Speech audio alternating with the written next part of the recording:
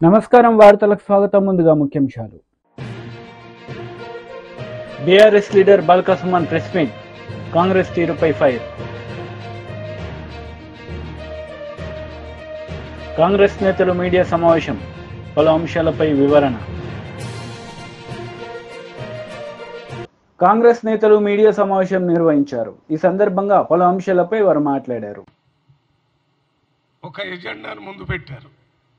కాంగ్రెస్ ప్రభుత్వం అధికారంలోకి వస్తే ఇప్పుడు జరుగుతున్న ఈ 10 సంవత్సరాల్లో జరుగుతున్నటువంటి ఈ రాజరిక పరిపాలనని ఆ స్థానంలో ప్రజా పరిపాలన తీసుకొస్తానని చెప్పారు. పోటీ ఏం జరిగింది? రాజరిక పరిపాలనకి ప్రజా పరిపాలనకి మధ్య పోటీ జరిగింది. అది బీఆర్ఎస్ పార్టీ, కాంగ్రెస్ పార్టీ కావచ్చు. ఎజెండా మాత్రం రాజరిక పరిపాలన తీసి ఆ స్థానంలో ప్రజాపాలన తీసుకొస్తానని చెప్పారు. దాంతోపాటు అప్పుడే అందశ్రీ గారు రాసినటువంటి ఈ తెలంగాణ గీతాన్ని తెలంగాణ రాష్ట్రం వచ్చిన తర్వాత కాంగ్రెస్ పార్టీ రాష్ట్ర గీతంగా అడాప్ట్ చేసుకుంటుందని చెప్పారు. అప్పుడు చెప్పటం ఎన్నికల కంటే ముందు చెప్పారు. ఇది కాకుండా ఈ రాజరికపు పరిపాలన చిహ్నాలు కూడా ప్రజా పరిపాలనలో పోతాయనేది అంతర్భాగంగా ఉన్నటువంటి మాట. అందువల్లనే మీరందరూ ఎల్బీ స్టేడియంలో ప్రజల సమక్షంలో ప్రజా పరిపాలనని ఆవిష్కరించడం కోసమే అది ఎల్బీ స్టేడియంలో చేశారు. మామూలుగా ప్రజాప్రభుత్వాన్ని గవర్నర్ దగ్గర కూడా ప్రమాణ స్వీకారం చేసే అవకాశం ఉంది. కొన్ని లక్షల మంది ప్రజల్ని పిలిచి ప్రజా పరిపాలనని ప్రజలకు ఇచ్చిన మాట ప్రకారం ప్రజా పరిపాలనని అక్కడ ఆవిష్కృతం చేసిన సందర్భంగా ఆ డయాస్ మీద రాశారు. ప్రజా పరిపాలనలో రేవంత్ రెడ్డి ముఖ్యమంత్రిగా ప్రమాణ స్వీకారం. మీరు ఒక్కసారి మీరందరూ వచ్చుంటారు అక్కడ. దాని మీద డయాస్ వెనక రాసిన దాని మీద ప్రజా పరిపాలనలో రేవంత్ రెడ్డి ముఖ్యమంత్రిగా ప్రమాణ స్వీకారం చేస్తున్నారు అని రాశారు. అదే రోజు మీరు పేపర్లు చూస్తే ఇదే మాట, ప్రజా పరిపాలనలో రాష్ట్ర ముఖ్యమంత్రి రేవంత్ రెడ్డి ముఖ్యమంత్రిగా ప్రమాణ స్వీకారం చేస్తారని ఆనాడు ఉన్నటువంటి అన్ని పేపర్లలో ఫస్ట్ పేజీ మొత్తం కూడా అడ్వర్టైజ్మెంట్ ఇచ్చారు. దాని ఉద్దేశం ఏంటి? ఆ రాష్ట్రంలో ఉన్నటువంటి రాజరికపు పరిపాలన స్థానంలో ప్రజా పరిపాలన వస్తుందని చెప్పటం. అందులో భాగంగానే ఇవాళ ఈ జయ జయ హో తెలంగాణ అనేటటువంటి ఈ పాటని, ఆ రాసినటువంటి పాటని యథాతథంగా దానికి సంగీతాన్ని ఆస్కర్ అవార్డు గ్రహీత కీరవాణి గారితో మరి దానికి సంగీతం సమకూర్చి అది ప్రజలకి అంకితం చేస్తున్నారు. ప్రజలు కోరుకొని ఆ పాట కావాలని మెజారిటీ, స్పష్టమైన మెజారిటీని కాంగ్రెస్ పార్టీకి ఇచ్చారు. ప్రజల కన్సెంట్ కంప్లీట్గా ఆ పాటని అడాప్ట్ చేసుకోమని చెప్పటం అనేది కూడా అందులో ఒక భాగం. అది అయిపోయింది. దాని తర్వాత ఇవాళ తెలంగాణ రాష్ట్రంలో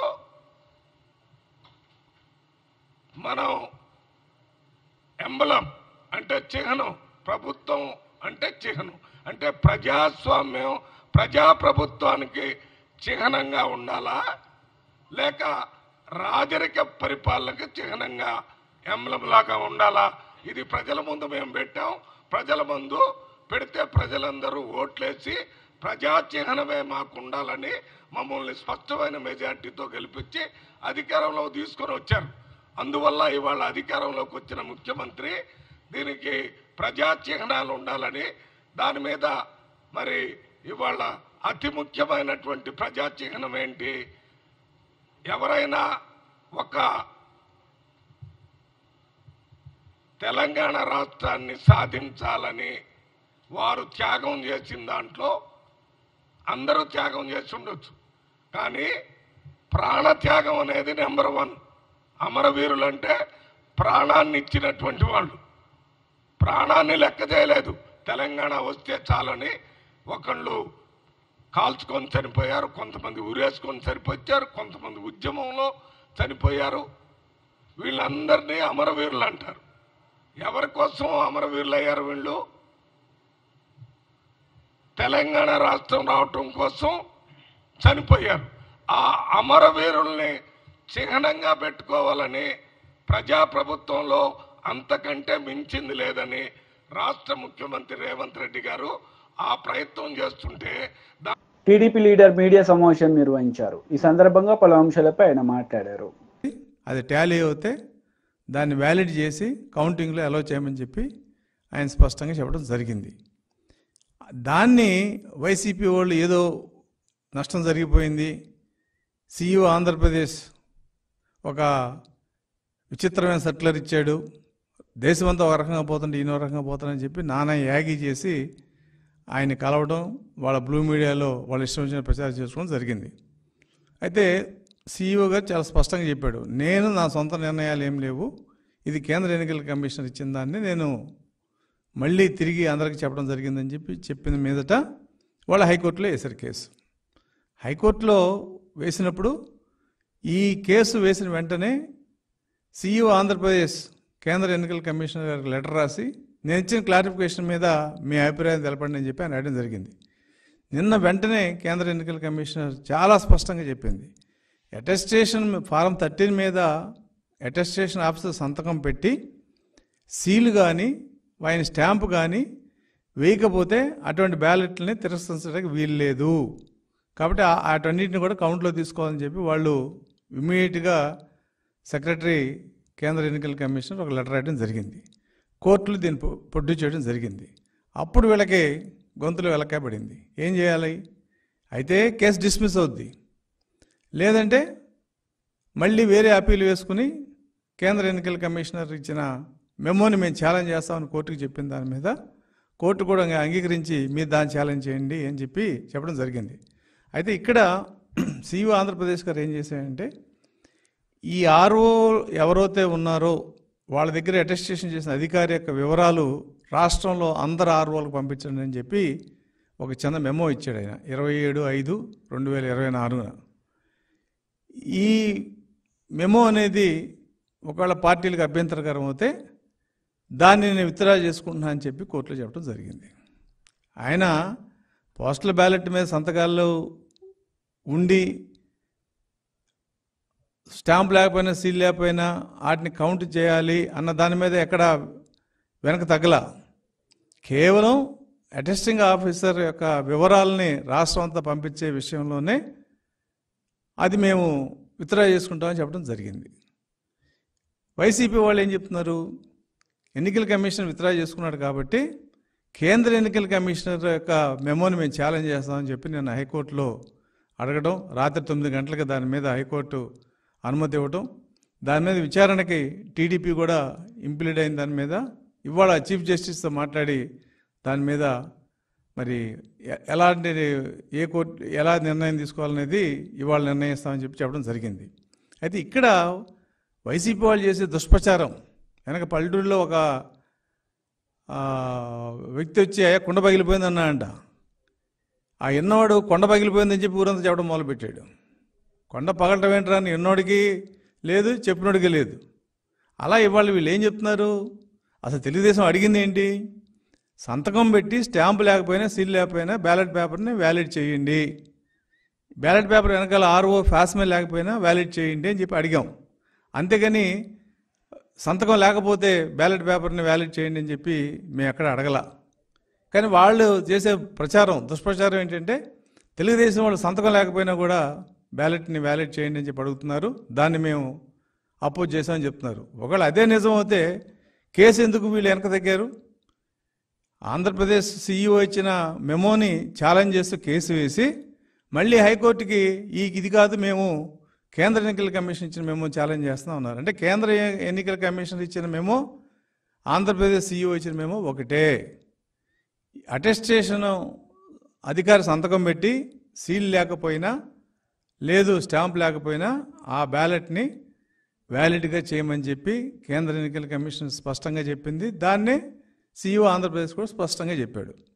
ఆయన కేవలం ఈ సంతకం వివరాలని రాష్ట్రంలో ఉన్న అందరు ఆర్ఓలకి షేర్ చేయండి అన్న ఒక పేరాని నేను విత్డ్రా చేసుకుంటున్నానని చెప్పడం జరిగింది. దాన్ని వేరే రకంగా దుష్ప్రచారం చేయటం వైసీపీకి మంచిది కాదు. ఖచ్చితంగా ఈ అప్పీల్లో వైసీపీ ఓడిపోవడం ఖాయం. ఇంకా వైసీపీ యొక్క ఆలోచన అంటే పోస్టల్ బ్యాలెట్స్ 4,97,000 ఉన్నాయి. 4,97,000 ఇలా స్టాంపు లేకుండానో సీల్ లేకుండానో బ్యాలెట్ వెనకాల సంతకం లేకుండా ఎన్ని ఉంటాయి? చాలా తక్కువ ఉండొచ్చు. కానీ మా తెలుగుదేశం పార్టీ యొక్క అభిప్రాయం ఏంటంటే అధికారులు చేసిన పొరపాటుకి ఓటర్ నష్టపోకూడదు అని మా అభిప్రాయం. ఎందుకంటే అది ప్రభుత్వం బాధ్యత. బ్యాలెట్ పేపర్ వెనకాల ఫాస్మెల్ వేయటం కానీ, అటెస్టేషన్ ఆఫీసర్ సంతకం పెట్టి స్టాంప్ వేసి వేయటం కానీ ప్రభుత్వం బాధ్యత అది. సో ప్రభుత్వం పెట్టిన అధికారి చేసిన పొరపాట్ల వలన ఓటర్ నష్టపోకూడదనే అంశంతోనే మేము ఎలక్షన్ కమిషన్ పదే కలవడం జరిగింది. ఇంకొక విషయం ఏంటంటే గత సంవత్సరం 2,68,000 పోస్టల్ బ్యాలెట్స్ ఉంటే దాదాపు 56,000 ఇన్వాలిడ్ అయినాయి వివిధ కారణాల వలన.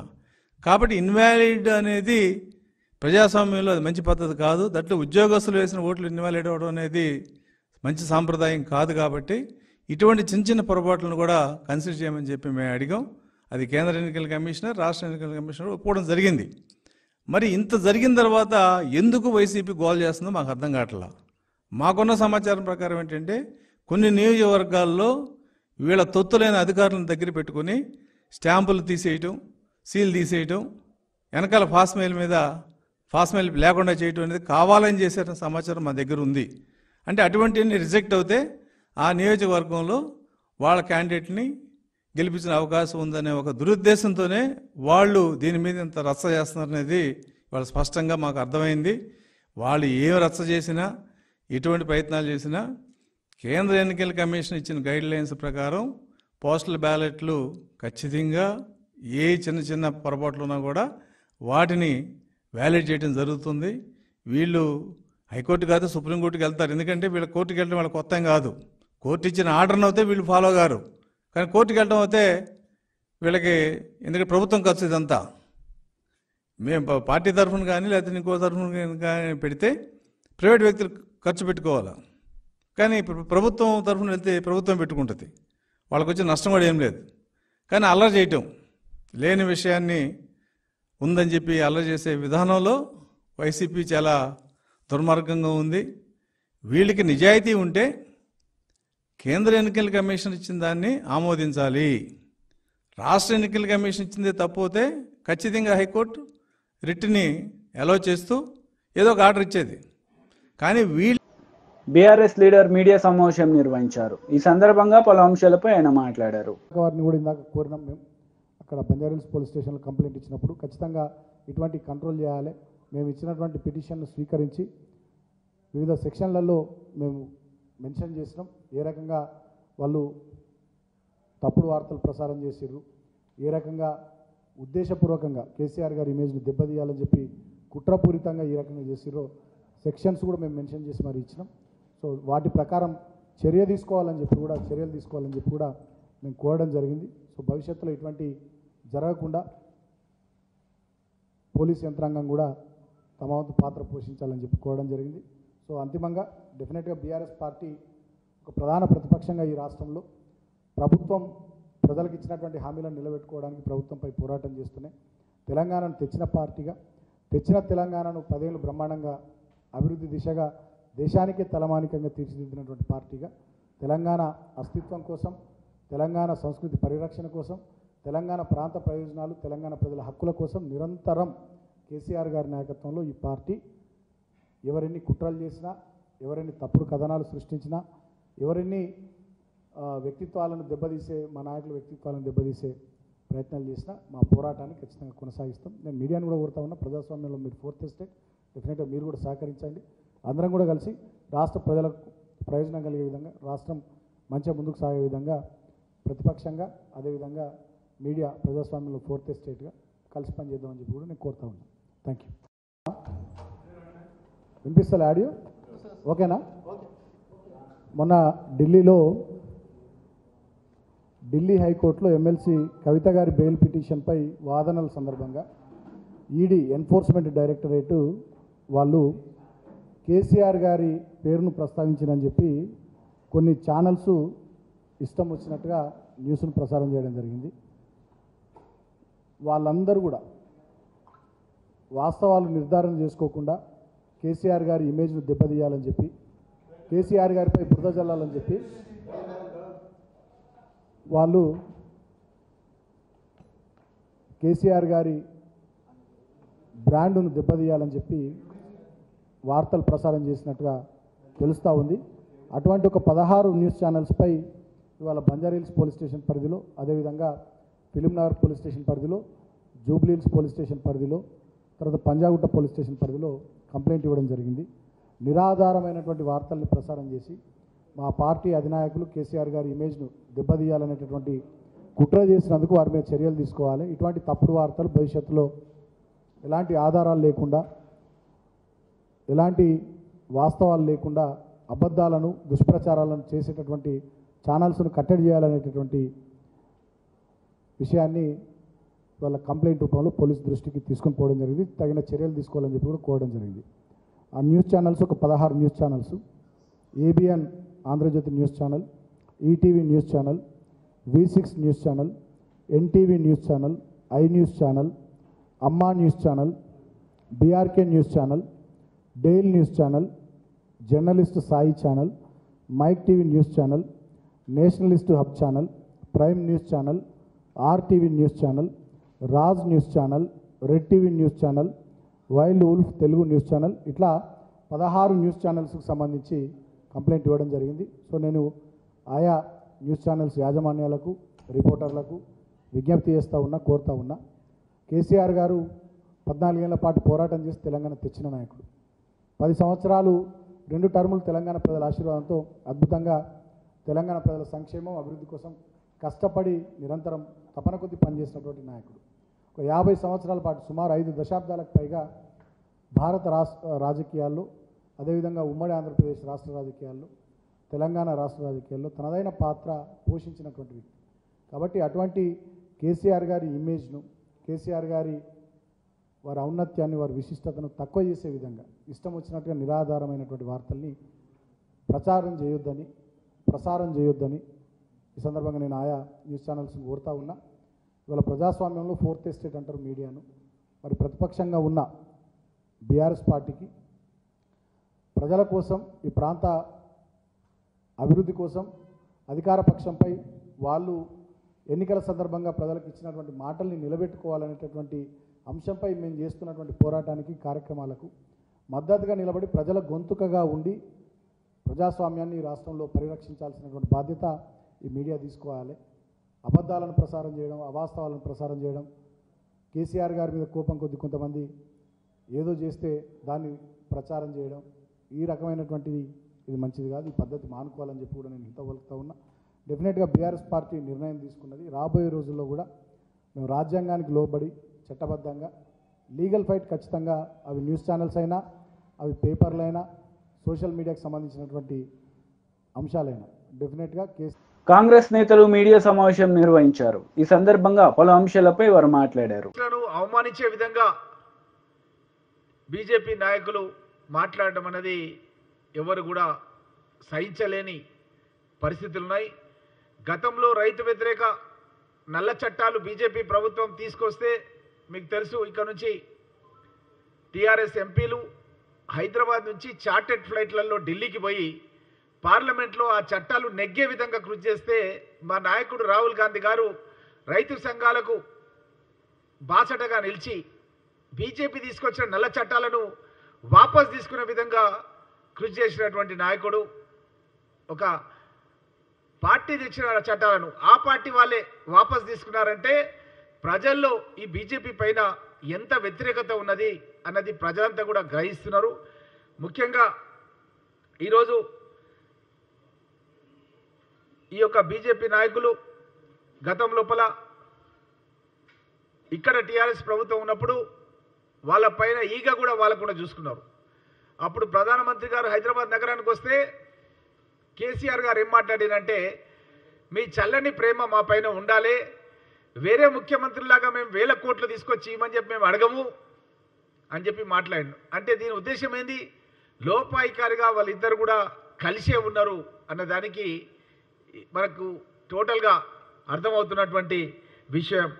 అదేవిధంగా జేపీ నడ్డా గారు, అమిత్ షా, బండి సంజయ్తో పాటు అనేక మంది నాయకులు కేసీఆర్ను జైలుకు పంపిస్తామని చెప్పి ఊరికే ఊకదంపుడు ఉపన్యాసాలు పలు సందర్భాల లోపల చెప్పిర్రు. మరి నిజంగా ఎందుకు వాళ్ళు ఆ దిశగా నిర్ణయాలు చేయలేదు, ఎందుకు ఆదేశాలు సిబిఐకి ఇవ్వలేదు కేసీఆర్ పైన అన్నది మనమంతా కూడా ఆలోచన చేయాల్సినటువంటి అవసరం. కేంద్రం తమ ఫోన్లు ట్యాప్ చేస్తుందంటూ మా నాయకుడు రాహుల్ గాంధీ గారు స్వయంగా ప్రకటించారు. అదేవిధంగా యాపిల్ కంపెనీ కూడా చాలాసార్లు చెప్పింది ప్రభుత్వమే ఫోన్లు ట్యాప్ చేస్తుందని. మనం చాలాసార్లు ప్రసార మాధ్యమాల్లో, సోషల్ మీడియాలో చాలాసార్లు మనం చూసినాం.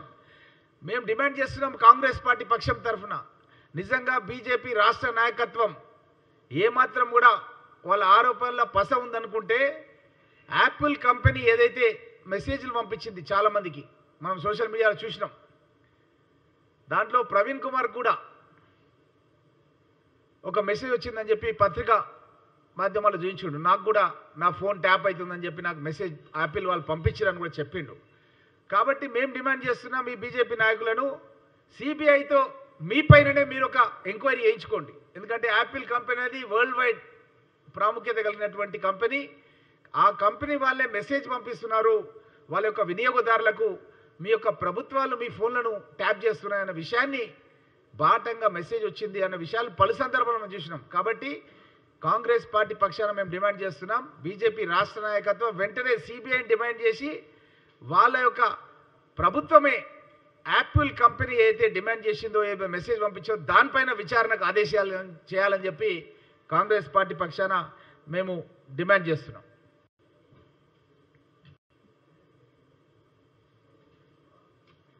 అయిపోయింది, అంతే అంతే, స్మాల్ అంతే.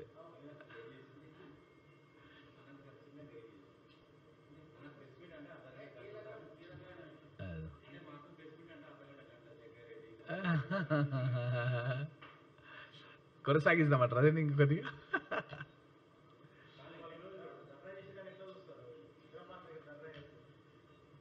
ఇప్పుడు అదే చెప్తున్నాను, ఈ ధర్నా ఏదైతే వాళ్ళు చేస్తున్నారో ఇందిరా పార్క్ దగ్గర ఈరోజు బీజేపీ రాష్ట్ర నాయకత్వం వాళ్ళ నాయకులందరూ కలిసి ఏదేదో రాష్ట్ర ప్రభుత్వమే సిబిఐకి అప్పగించలేదు, సిబిఐ అప్పగిస్తే బాగుండే అని చెప్పి ఈరోజు ధర్నా చేస్తారు.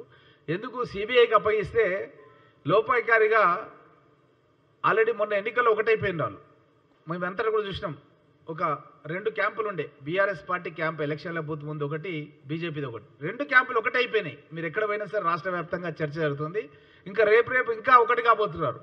ఈ సందర్భం లోపల సిబిఐకి అప్పచెప్పి ఇంకా వాళ్ళకు మెయిల్ చేద్దాము, వాళ్ళకు సాయం చేద్దామని చెప్పి ఈ బీజేపీ రాష్ట్ర నాయకత్వం అనుకుంటున్నట్టుంది. ఎందుకంటే వాళ్ళు ఆల్రెడీ అనధికారికంగా పొత్తు కుదుర్చుకున్నారు. మీరు ఎక్కడికి వెళ్ళినా సరే, ఎక్కడ చర్చ చేసినా సరే, మా పరిగి నియోజకవర్గంలో నేను ఒక 30 బూతులు తిరిగినాను మొన్న చెవెళ్ళ పార్లమెంట్ అసెంబ్లీకి సంబంధించింది జిల్లా అధ్యక్షునిగా. ఎక్కడికి వెళ్ళినా సరే 2 కనబడుతున్నాయి, మాది కాంగ్రెస్ బీజేపీ. బీఆర్ఎస్ ఏదంటే లేదు, బీఆర్ఎస్ దాంట్లో కలిసిపోయింది అంటున్నారు. ఇది వాస్తవం, ఇది ప్రజా జీవితంలోనే ఈరోజు ఏ బూత్ దగ్గర పోయినా జరిగింది. కాబట్టి రేపు ఇంకా దగ్గర కాబోతున్నారు. కాబట్టి వీళ్ళు ఒక గొడుగు పట్టాలనుకుంటున్నారు వాళ్ళకు. కాబట్టి ఈ విధంగా మా ద్వారా మేమే దానికి రిక్వెస్ట్ చేస్తే దానిలో గొడుగు పట్టే ఆలోచనలు ఉన్నారు. మేము అలాంటి అవకాశం వాళ్ళకి ఇవ్వము. నిజంగా వాళ్ళకి ఏమాత్రం చిత్తశుద్ధి ఉన్నా ఆల్రెడీ యాపిల్ కంపెనీ వాళ్ళు మెసేజ్లు పంపించారు చాలామందికి, మీ ఫోన్లు హ్యాక్ అవుతున్నాయి, మీ ఫోన్లు ట్యాప్ అవుతున్నాయి అని చెప్పి. దాంట్లో ప్రవీణ్ కుమార్ గారు కూడా గతంలో ఐపీఎస్ అధికారి కూడా పత్రికలో కూడా చెప్పిండు, చూపించండి ఇట్లా నా ఫోన్ ఇట్లా అవుతుందని కూడా చూపించండి. మీరు అందరూ కూడా గమనించారు.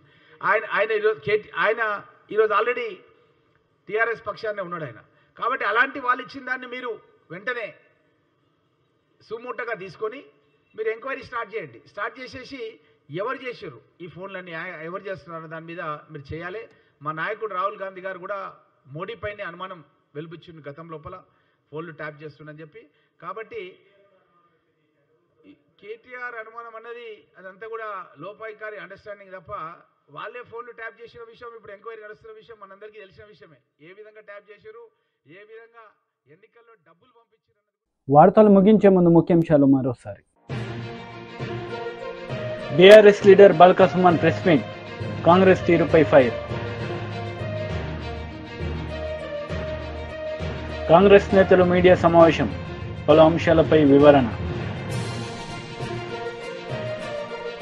ఈ వార్తలు ఇంతటితో సమాప్తం. తిరిగి ప్రసారమయ్యే వార్తల్లో మళ్ళీ కలుద్దాం.